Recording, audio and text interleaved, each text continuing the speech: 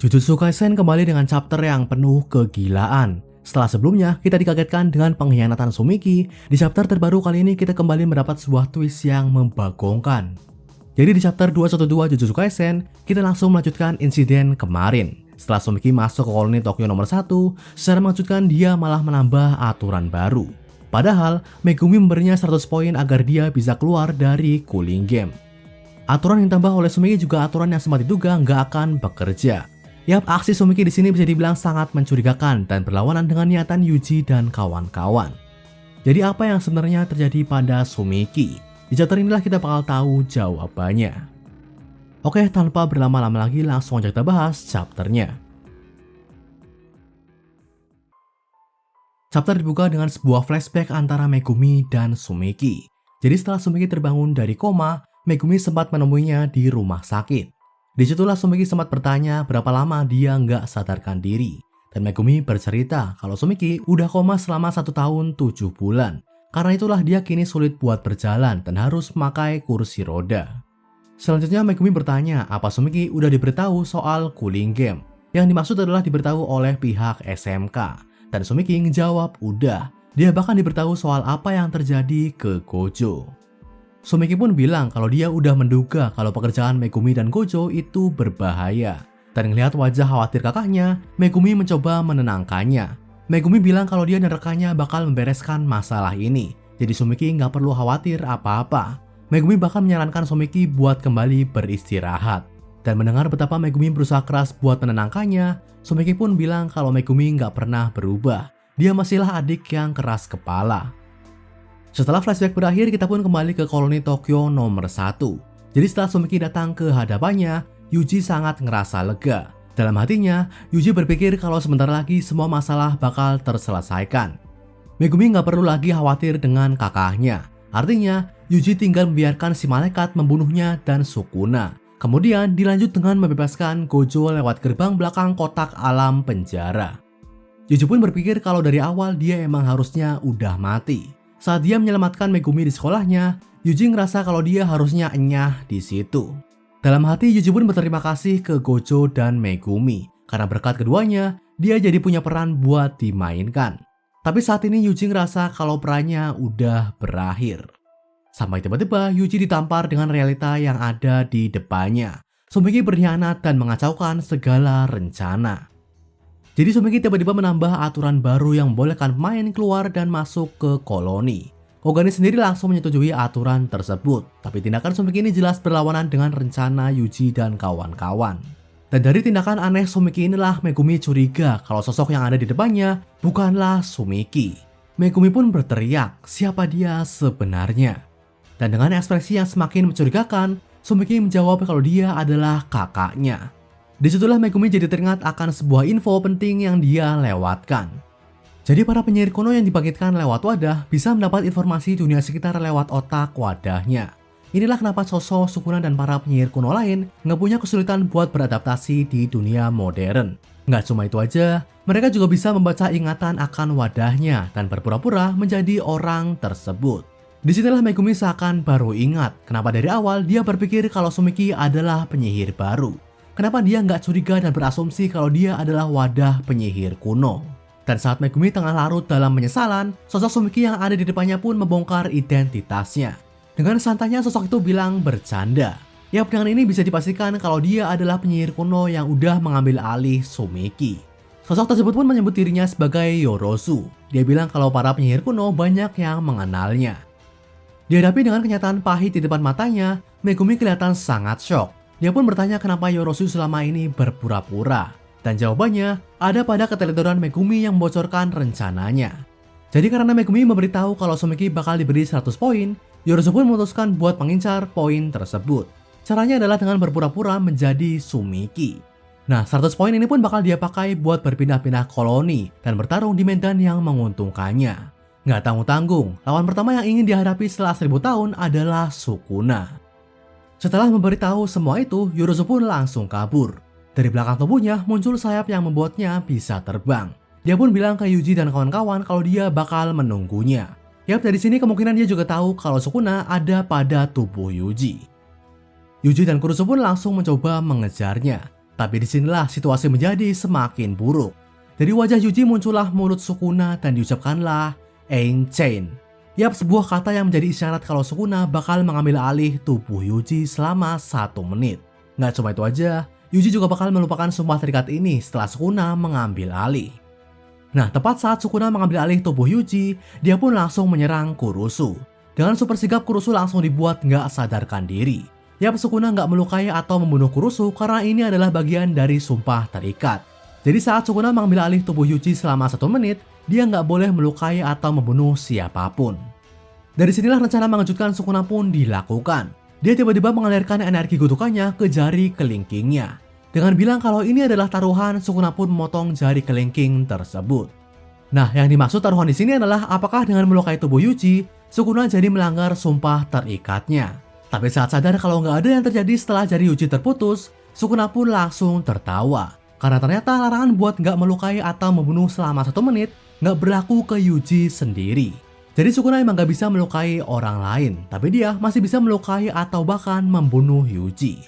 Dengan kata lain, Yuji seakan gak menghitung dirinya sebagai orang yang harus dilindungi. Dan ini cukup masuk akal, karena kita tahu tendensi Yuji yang lebih mementingkan orang lain ketimbang dirinya sendiri. Sukuna pun tertawa dan menyebut Yuji bodoh. Nah, saat sadar kalau tubuh Yuji udah diambil alih oleh Sukuna, Megumi langsung mencoba memanggil Mahoraga. Tapi sebelum dia selesai merapalkan mantranya, Sukuna langsung menyerang Megumi. Dengan sigap, Sukuna merusak segel tangan yang dibentuk oleh Megumi. Nggak cuma itu aja, dia juga mencekik mulut Megumi dan secara mengejutkan, masukkan jarinya yang terputus ke mulut tersebut. Sebuah energi kutukan super dahsyat pun seakan memancar dari wajah Megumi. Disinilah bencana yang luar biasa seakan baru aja terjadi. Yuji tiba-tiba terbangun dan mendengar sosok di depannya berbicara. Sosok yang seharusnya adalah Megumi itu bilang, "Apakah kau ingat? Kita akan melihat sesuatu yang sangat menarik. Aku pernah bilang begitu kan, bocah?" Dari wajah Megumi muncullah garis-garis yang biasa kita lihat di wajah Yuji. Garis yang menunjukkan kalau Sukuna udah mengambil alih. Yap, dengan kata lain, Sukuna telah mengambil alih tubuh Megumi. Ngelihat kejadian ini, Yuji pun dibuat sangat terkejut sekaligus ketakutan. Itu dia chapter 212 Jujutsu Kaisen. Chapter yang luar biasa gila dari awal sampai akhir. Di sini juga ada beberapa poin yang perlu kita bahas. Pertama, soal Sumiki yang ternyata udah diambil alih oleh penyihir kuno bernama Yorozu. Dan fakta ini kemungkinan besar menandakan kalau Sumiki udah nggak bisa tertolong. Karena pertama, Sumiki sendiri jauh ini kelihatan kayak manusia biasa. Dalam artian, dia nggak punya potensi besar sebagai penyihir atau fisik yang kuat seperti Yuji. Artinya sekali tubuhnya diambil alih dan menjadi wadah, kesadarannya juga kemungkinan udah menghilang. Bahkan si malaikat pernah bilang, kondisi para wadah saat ini itu seperti gabungan antara objek kutukan dan jasad manusia. Jadi kalau keduanya dipisah, 99% mereka bakal berakhir mati. Tapi ingat, masih ada 1% yang bisa aja mengubah segalanya. Nah, Yorozu sendiri memakai 100 poin Megumi buat menambah aturan baru. Aturan di mana pemain cooling game dibolehkan buat keluar masuk koloni. Seperti yang dibilang sebelumnya, Kogane jelas menerima aturan ini. Karena dari awal emang gak ada larangan tertulis buat melarang penyihir buat keluar dan masuk koloni. Tapi pertanyaannya, apakah fitur dari barrier koloni bakal membolehkan pemain buat keluar dan masuk? Di chapter kemarin si malaikat berasumsi kalau aturan ini bakal percuma. Tapi kalau pada akhirnya ini terbukti berhasil, mungkin jalan ceritanya bakal berubah lebih drastis. Jadi kalau aturan baru ini terbukti bekerja, ada kemungkinan buat para murid SMK buat berkumpul di koloni Tokyo nomor 1. Karena gue sendiri yakin kemunculan Sukuna bakal dirasakan oleh pemain lain. Apalagi ada Kashimo yang berencana melawannya. Poin kedua soal pindahnya Sukuna ke tubuh Megumi. Insiden ini mungkin jadi hal yang paling mengejutkan di arc cooling game. Masih kita tahu kalau Sukuna udah punya rencana yang melibatkan Megumi, gak ada yang nyangka kalau ini mengarah ke pembajakan tubuhnya. Nah, mungkin ada yang bingung kenapa Sukuna bisa pindah tubuh semudah ini. Jadi waktu Sukuna memotong jari Yuji, di situ kita bisa ngelihat jari kelingkingnya menghitam. Dari sinilah gue berasumsi kalau Sukuna mengalirkan seluruh energi kutukannya ke ujung jari itu. Inilah kenapa saat potongan jari itu pindah ke tubuh Megumi, Sukuna bisa pindah sepenuhnya ke sana. Kita juga bisa ngelihat gimana Sukuna seakan dengan mudah mengambil alih kesadaran Megumi. Bahkan garis mata yang biasanya ada di wajah Yuji juga menghilang. Seakan bilang kalau Sukuna udah sepenuhnya pergi dari tubuhnya.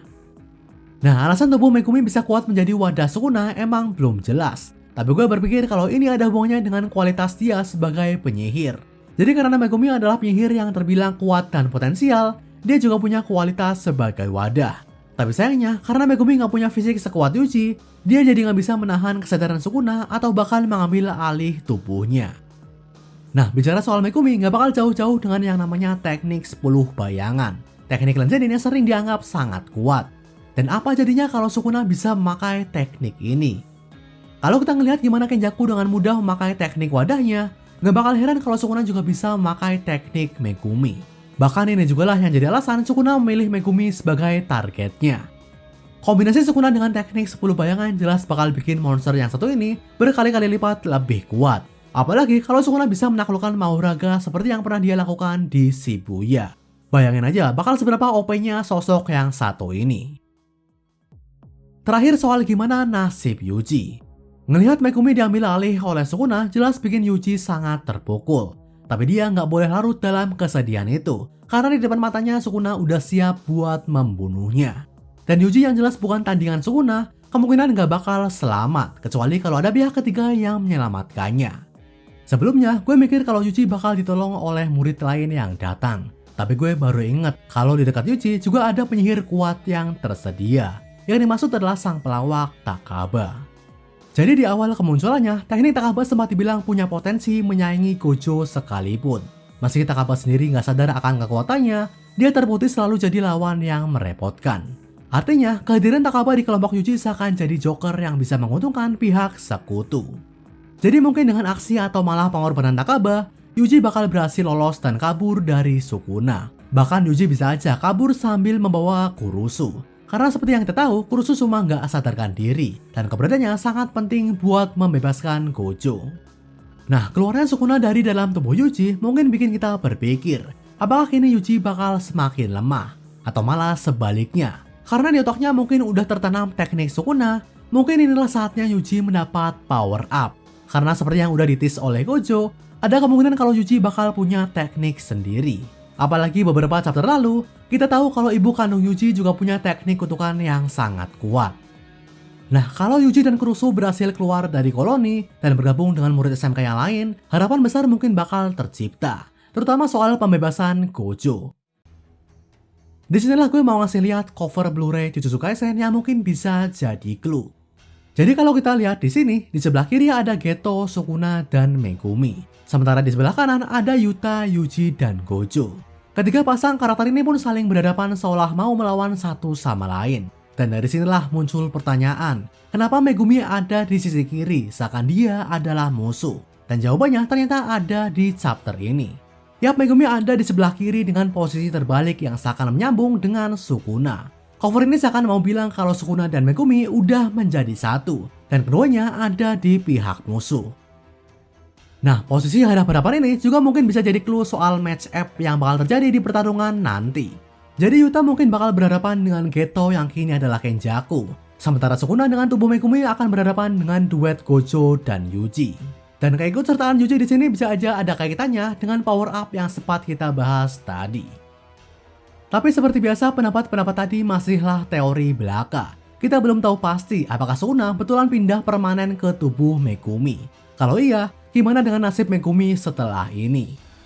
Yang jelas chapter ini makin bikin alur Jujutsu Kaisen menggila. Dan kita semua jelas udah gak sabar bakal dibawa kemana cerita ini. Oke, segini aja video dari Rekom Manga kali ini. Like dan share kalau kalian suka. Komentar kalau kalian punya pendapat, kritik, atau saran. Subscribe kalau kalian tertarik dengan konten channel ini. Akhir kata, sampai jumpa.